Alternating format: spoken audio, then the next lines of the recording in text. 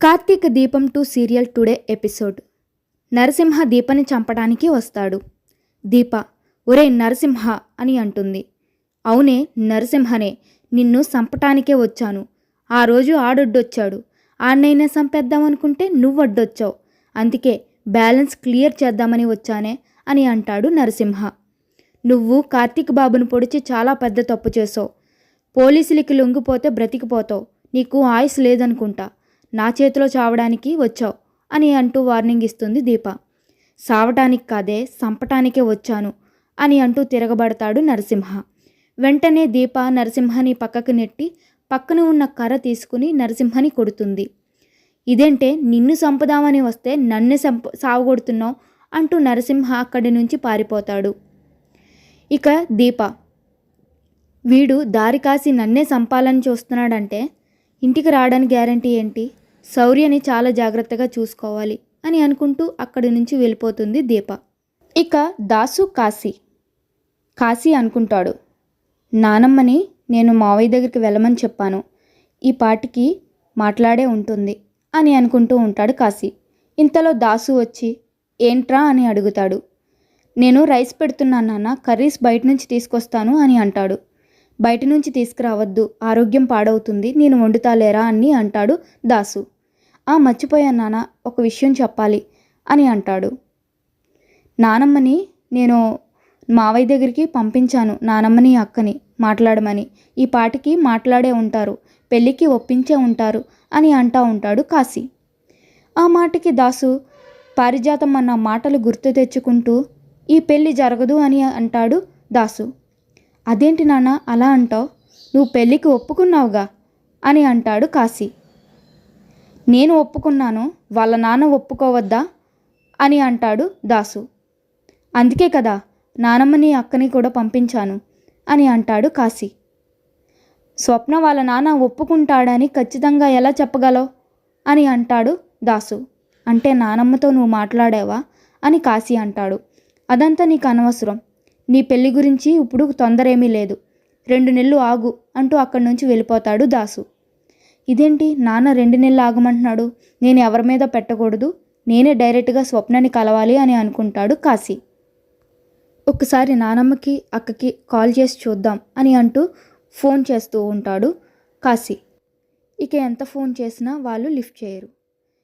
Lift చేయకపోయేసరికి వెంటనే కాశీ స్వప్న వాళ్ళ ఇంటికి వెళ్ళడానికి ట్రై చేస్తూ ఉంటాడు. ఇక స్వప్న ఏడుస్తూ ఉంటుంది. వెంటనే వాళ్ళ మమ్మీ వస్తుంది. ఏంటి మమ్మీ ఇదంతా? డాడీ కాశీతో మాట్లాడడానికి వెళ్ళారు కదా, అక్కడ మళ్ళీ కాశీకి ఫోన్ చేసి కాశీకి వార్నింగ్ ఇవ్వడం ఏంటి, శ్రీకాంత్ని పెళ్లి చేసుకోమని ఫోర్స్ చేయడం ఏంటి మమ్మీ అంటూ ఏడుస్తుంది స్వప్న. అదంతా నాకు తెలియదు, నువ్వు కాశీని మర్చిపోవాలి అని అంటుంది స్వప్న తల్లి. అదేంటి మమ్మీ అదెలా? అదేంటి మమ్మీ, నాకున్న హోప్ నువ్వే ఎలా మాట్లాడితే ఎలా అంటూ ఏడుస్తుంది స్వప్న. అదంతా నాకు అనవసరం, మీ డాడీ చెప్పిన మాట విని శ్రీకాంత్ని పెళ్లి చేసుకో, నీ లైఫ్ బాగుంటుంది, కాశీని మర్చిపో అంటూ అక్కడి నుంచి వెళ్ళిపోతుంది స్వప్న మదర్. పారిజాతం కూల్ప్యాడ్ని తల మీద పెట్టుకుని తిరుగుతూ ఉంటుంది. ఎంతసేపని కూల్ప్యాడ్ని తల మీద పెట్టుకుని తిరుగుతావు, ఇప్పుడు ఏం చేయాలో చెప్పు అని జోష్న అంటుంది. నువ్వు ఆగవే, నాకు కాళ్ళు చేతులు ఆడడం లేదు, ఖాళీ ఫోన్ చేస్తుంటే నాకు భయం పుడుతుంది అని అంటుంది పారిజాతం. ఎందుకు భయం, ఎందుకు అంత టెన్షన్ పడుతున్నావు అని జోష్న అంటుంది.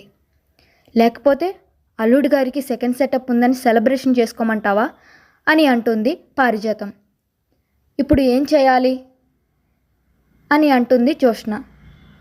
ఏం చేయాలి కాదు, పెళ్ళి ఆగిపోతుంది అని పారిజాతం అంటుంది. నాకు కాదు కదా ప్రాబ్లం, కాశీకి ప్రాబ్లం అని అంటుంది జోష్న.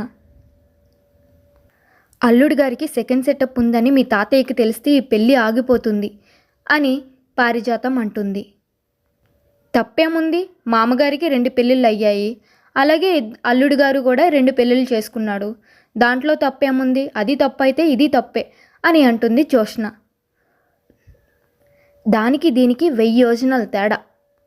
మీ నానమ్మ చనిపోయాక పిల్లల్ని చూసుకోవడానికి నన్ను పెళ్లి చేసుకున్నాడు మీ తాతయ్య, కానీ మీ మామయ్య కాంచన బ్రతికుండగానే రెండో పెళ్లి చేసుకున్నాడు అని అంటుంది పారిజాతం.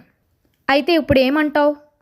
ఈ పెళ్ళి జరగదు అంటున్నాను అని అంటుంది పారిజాతం. అంతలో పారిజాతం భర్త అక్కడికి వచ్చి పెళ్ళి ఎవరిది జరగదు అని అడుగుతాడు. లేదు తాతయ్య, మా ఫ్రెండు పెళ్ళి అని కవర్ చేస్తూ అంటుంది జోష్న. అవునా, మీ ఫ్రెండ్ పెళ్ళి అయితే ఏమైంది అని అంటాడు వాళ్ళ తాతయ్య. ఒక చిన్న సమస్య తాతయ్య అని అంటుంది జోష్న. ఏంటి ఆ సమస్య అని అంటాడు తాతయ్య. అదే తాతయ్య, మా ఫ్రెండ్కి మ్యారేజ్ ఫిక్స్ అయింది. కాకపోతే అబ్బాయి వాళ్ళ తండ్రి వాళ్ళ అమ్మకి తెలియకుండా రెండో పెళ్లి చేసుకున్నాడంట. అందుకు వాళ్ళ ఫాదర్ ఈ పెళ్ళి ఆగిపోతుంది, ఈ పెళ్ళి జరగదు అని అన్నాడంట. కరెక్ట్ కాదు కదా తాతయ్య, తప్పు కదా అని అంటుంది జోష్న. వాళ్ళ ఫాదర్ చేసింది కరెక్టేనమ్మా అని అంటాడు వాళ్ళ తాతయ్య. తప్పు తండ్రి చేస్తే కొడుక్కి ఎలా వర్తిస్తుంది అని అంటుంది జోష్న. ఇది కుటుంబ వ్యవహారం, పరువుకి సంబంధించిన విషయం, నాకు పరువే ముఖ్యం అని వాళ్ళ తాతయ్య కథాఖండిగా చెప్పుతాడు. ఆ మాటకి పారిజాతం నిల్వెరబోయింది. ఇక పారిజాతం జోష్నతో ఇలా అంటుంది. వీళ్ళెవ్వరికీ విషయం తెలియకముందే, అల్లుడు గారు చేసిన చండాలం తెలియకముందే నీ పెళ్ళి కార్తీక్తో జరిగిపోవాలి అని అంటుంది పారిజాతం. ఇక స్వప్న ఇంటికి కాశీ వస్తాడు. మీ నాన్నగారిని పెళ్ళికి ఒప్పిద్దామని చూస్తుంటే ఇలా జరిగిందేంటి అని అంటూ ఉంటాడు కాశీ. ఇక పెళ్ళి 2 డేస్లో ఉంది అని స్వప్న అంటుంది. 2 డేస్లో ఉందా, అయితే మనం ఇప్పుడే వెళ్ళి గుడిలో పెళ్లి చేసుకుందాం అని అంటాడు కాశీ. ఆ మాటకి పెద్దలు ఒప్పుకోకుండా ఎలా పెళ్లి చేసుకోగలం అని స్వప్న అంటూ ఉంటుంది.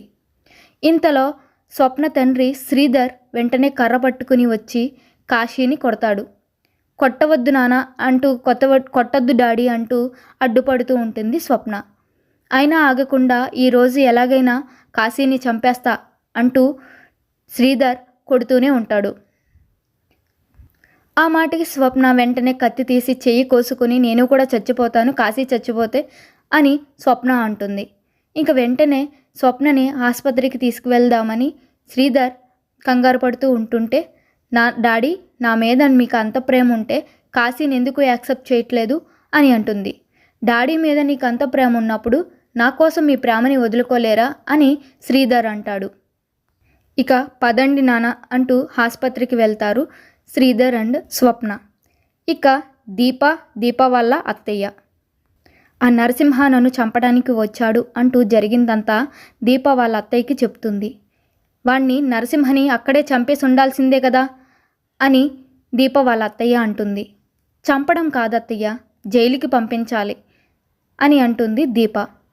చాలా జాగ్రత్తగా చూసుకోవాలి శౌర్యని అని అనుకుంటూ ఇద్దరూ మాట్లాడుకుంటూ ఉంటారు. ఇంతలో కాశీ దీపకి ఫోన్ చేస్తాడు. అక్క, సిచ్యువేషన్ ఇలా ఉంది అంటూ స్వప్నకి ఇలా జరిగింది, నేను వాళ్ళ ఇంటికి వెళ్ళాను అంటూ జరిగిన కథంతా చెప్తాడు.